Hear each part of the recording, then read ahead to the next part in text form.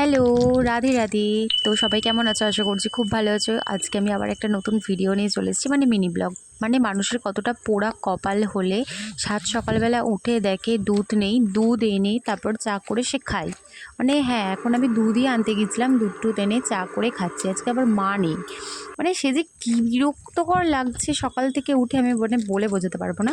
আর আজকে এত তাতা পোড়া রোদ উঠেছে, মানে ঘর থেকে বেরোলে মনে যেন আমার স্কিনটা মানে জ্বলে পুড়ে একাকার হয়ে যাবে। তুমি রোদটা তোমরা শুধু একবারটি দেখো, মানে গোটা আকাশ, মানে কি বলবো, মানে যেন আগুন ঝরে ঝরে পড়ছে আকাশ থেকে। আমি জানি এই গরমে সবার কষ্ট হচ্ছে, মানে সবারই কষ্ট হচ্ছে। আবার যারা বাইরে কাজ করে, যেমন মাঠে ঘাটে যারা কাজ করে, তাদের তো আরও বেশি কষ্ট।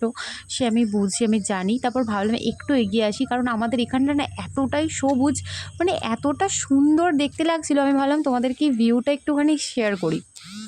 দেখেছো, তার জন্য আমি চলে এসেছি। আর আমাদের রাস্তাটা সত্যি সুন্দর লাগছিল না? প্লিজ তোমরা একটা কমেন্ট করে জানিও কিন্তু।